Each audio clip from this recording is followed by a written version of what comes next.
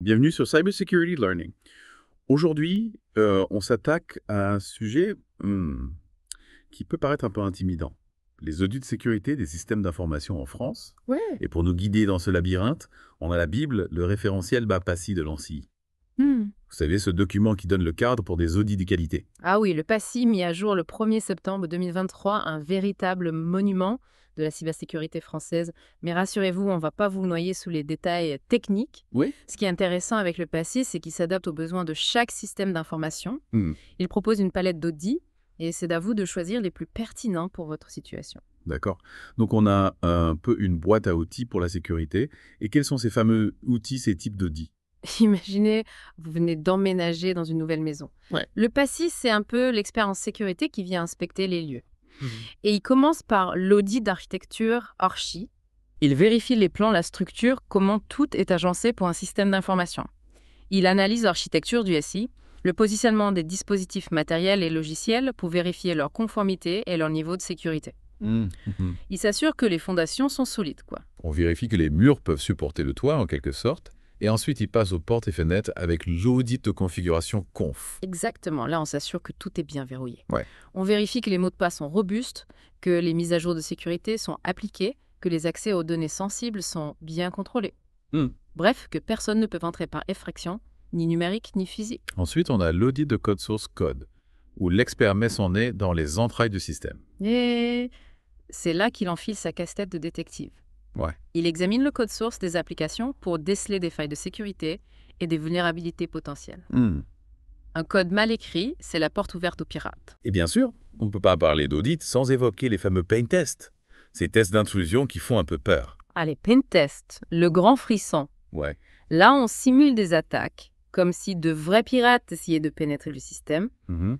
On teste sa résistance, on identifie ses points faibles. Un peu comme un crash course pour voiture, mais pour les systèmes d'information. C'est ça, on vérifie si le système est capable de résister au choc. Et pour finir, il y a l'audit organisationnel et physique Orgafi qui s'intéresse à l'humain et au matériel. C'est-à-dire, on vérifie que les employés ne laissent pas traîner des mots de passe sur des post-it. Entre autres, on évalue les mesures de sécurité organisationnelle et physique. Hmm. On regarde la gouvernance de la sécurité, le politique, les procédures, la protection physique des locaux, le contrôle d'accès. L'objectif est de s'assurer que l'organisation dans son ensemble contribue à la sécurité du SI. D'accord. Donc, on a 5 types d'audits, chacun avec son rôle. Mais est-ce qu'on est obligé de tous les faire à chaque fois? Non, pas forcément. Le PACI est flexible et s'adapte à vos besoins. Le choix des audits à réaliser dépend du contexte, des objectifs et des risques spécifiques à chaque système. Par exemple, si vous auditez une application web, l'audit de code source et l'audit de configuration seront probablement les plus importants. Ouais. Mais pour un centre de données, on envisagera peut-être de réaliser l'ensemble des 5 audits. Et l'ANSSI, l'Agence nationale de la sécurité des systèmes d'information, donne-t-elle des conseils sur le choix des audits? Absolument. L'ANSSI a élaboré des recommandations très précises. Par exemple, pour un audit applicatif, elle recommande de combiner code et conf. Pour un audit d'un centre serveur, elle préconise Archi, conf, pentest et Orgafi. Donc, pas question de se lancer à l'aveuglette, il faut bien analyser ses besoins et suivre les recommandations de l'ANSSI. Et concernant les pentests, j'ai entendu dire que l'ANSSI déconseillait de se limiter à ce seul type d'audit. Pourquoi? C'est vrai, un pentest seul, c'est un peu comme vérifier si la porte est solide en essayant de l'enfoncer sans regarder si elle est bien verrouillée. C'est spectaculaire, mais ça ne vous dit pas tout sur la sécurité de votre maison. Les pentests sont bien plus efficaces lorsqu'ils sont combinés à d'autres audits. Ils permettent de vérifier si les failles identifiées sont exploitables et si les mesures de sécurité en place sont efficaces. Donc si on veut vraiment s'assurer de la sécurité de son système, il faut combiner les différents types d'audits. Et pour compliquer encore un peu les choses, le PACI définit 2 niveaux d'assurance. Substantiel et élevé, c'est quoi la différence?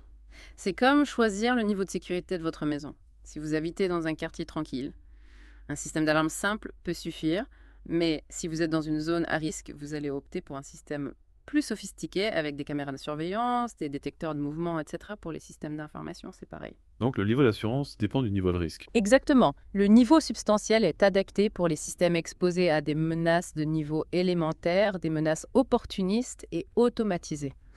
C'est un peu le niveau de base. Le niveau élevé, quant à lui, est requis pour les systèmes confrontés à des menaces plus sérieuses, ciblées et menées par des acteurs disposant de ressources et d'expertise importantes. C'est le niveau Fornox si on veut. On comprend mieux, donc avant de se lancer dans un audit, il faut bien évaluer les risques et choisir le niveau d'assurance adéquat. Mais concrètement, qu'est-ce que ça change pour les auditeurs? Quelles sont les compétences attendues pour un auditeur en pain test, par exemple?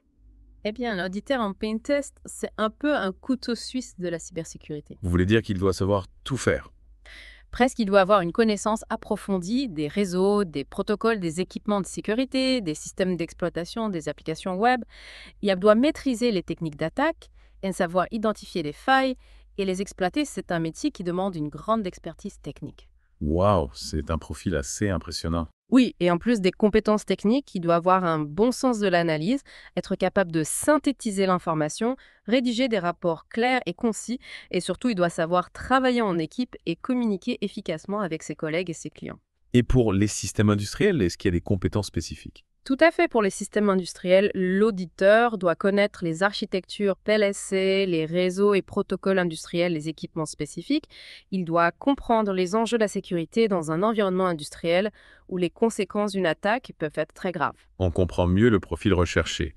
Mais au-delà des compétences, l'auditeur en pen test doit aussi suivre une méthodologie rigoureuse, n'est-ce pas? Absolument, le référentiel PASI définit 7 étapes clés pour le déroulement d'un audit. Et ces étapes s'appliquent aussi au pentest. Et quelles sont ces 7 étapes? On peut les détailler. Bien sûr, la première étape, c'est la qualification préalable d'aptitude à la réalisation de la prestation. Avant de se lancer, le prestataire PASI doit s'assurer qu'il est capable de répondre aux besoins du client. Il vérifie que le périmètre de l'audit est bien défini, que la prestation demandée est adaptée au contexte et aux objectifs, et il informe le client des recommandations du référentiel PASI. Donc on commence par une phase de prise de contact et de vérification. Exactement, on s'assure que tout le monde est sur la même longueur d'onde. Ensuite, on passe à l'établissement de la convention, le prestataire, et le client définissent ensemble les termes de la prestation, les responsabilités de chacun, les modalités de confidentialité, les conditions de sous-traitance éventuelles, etc. C'est la partie administrative en quelque sorte. Et une fois la convention signée, on peut passer à l'action. Oui, c'est la troisième étape, la préparation et le déclenchement de la prestation. Le prestataire nomme un responsable d'équipe qui constitue l'équipe d'auditeurs et prépare le plan d'audit. Il prend contact avec le client, s'assure que les accords ont été validés par les responsables et élabore un plan d'audit détaillé. C'est à ce moment-là qu'on sensibilise le client à l'importance de sauvegarder ses données avant l'audit. Et dans le cas des pain tests, on fait signer une autorisation spécifique pour les tests d'intrusion. On s'assure que tout est prêt avant de commencer les tests, et après la préparation, on arrive à l'étape la plus importante, l'exécution de la prestation. C'est le moment où l'équipe d'audit met en œuvre les activités définies dans la convention, et c'est là que le référentiel PASI entre vraiment en jeu, car il définit des exigences spécifiques pour chaque type d'audit. Par exemple, pour les pain tests, le prestataire doit être capable de réaliser des tests en mode boîte noire, boîte grise et boîte blanche.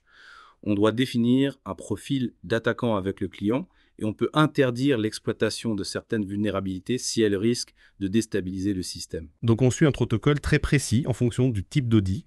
Et une fois les tests terminés, on passe à la restitution. Oui, c'est la cinquième étape. Le responsable d'équipe informe le client des constats et des premières conclusions de l'audit. Il présente les résultats de manière synthétique en mettant l'accent sur les points les plus importants, notamment les vulnérabilités critiques qui nécessitent une action rapide. C'est le moment de vérité, on découvre les failles du système. Exactement. Et ensuite, on passe à l'étape suivante. L'élaboration du rapport d'audit. Le prestataire rédige un rapport détaillé qui est remis au client.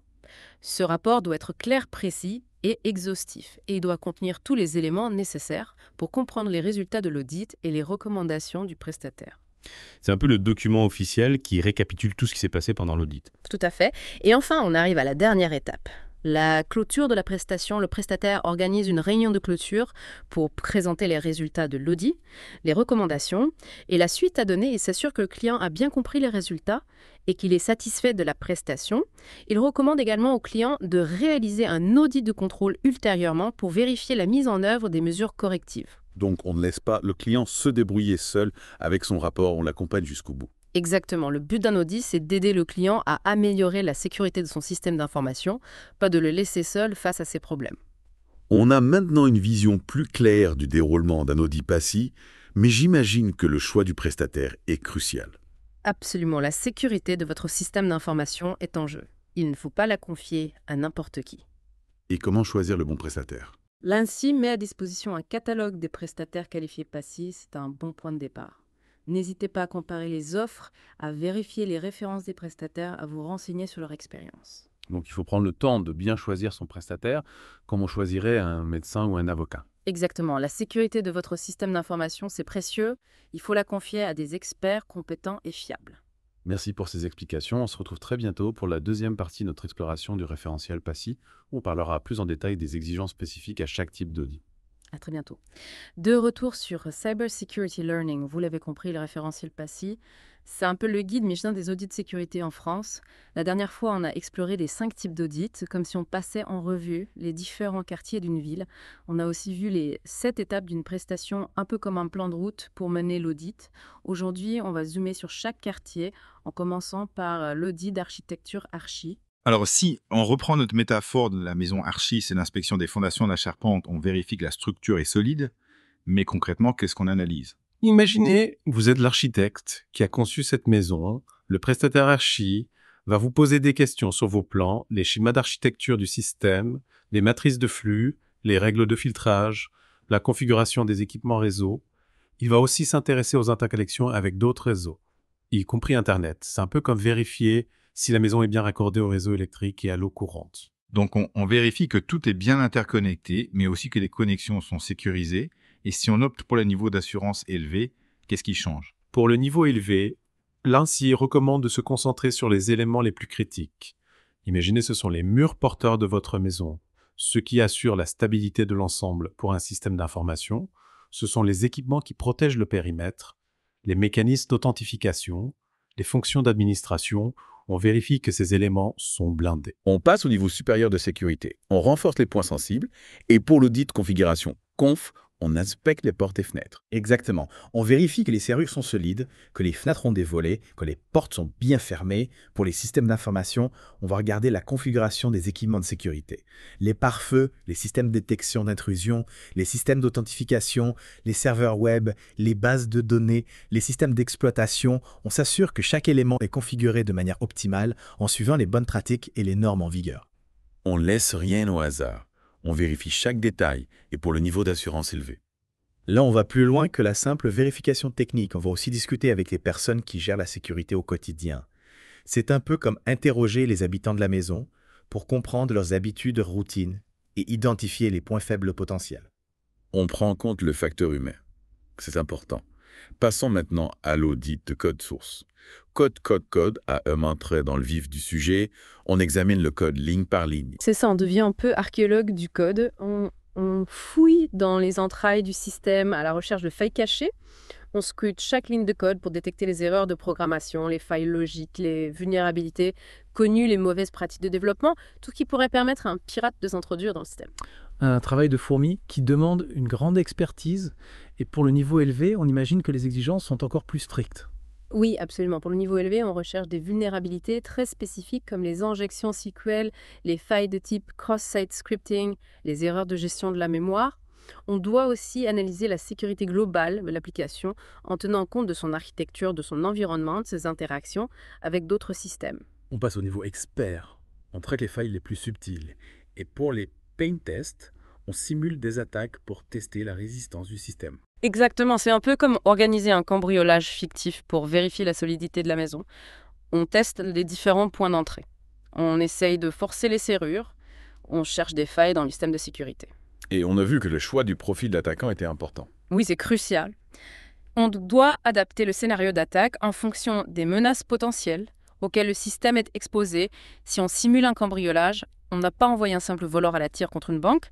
On va plutôt opter pour une équipe de braqueurs professionnels bien équipés et expérimentés. Donc on adapte le niveau de difficulté en fonction du niveau de risque. Et pour le niveau d'assurance élevé, on simule des attaques sophistiquées. Tout à fait. Pour le niveau élevé, on imagine un attaquant très compétent, capable de mener des attaques complexes. Et ciblé, c'est un peu James Bond qui s'attaque à votre système d'information. Il faut s'attendre au pire pour mieux se protéger. Et pendant les pentests, est-ce qu'on peut exploiter toutes les vulnérabilités qu'on découvre? Non, pas forcément. Si une vulnérabilité risque de déstabiliser le système ou de provoquer des dommages importants, on doit obtenir l'accord du client avant d'exploiter. C'est un peu comme si on s'interdisait de faire sauter la porte d'entrée pendant le cambriolage fictif, même si on a trouvé la clé. On reste raisonnable, on ne fait pas d'excès de zèle. Passons maintenant à la dernière catégorie d'audit. L'audit organisationnel et physique Orgafi. Orgafi, c'est l'audit qui s'intéresse à tout ce qui n'est pas purement technique.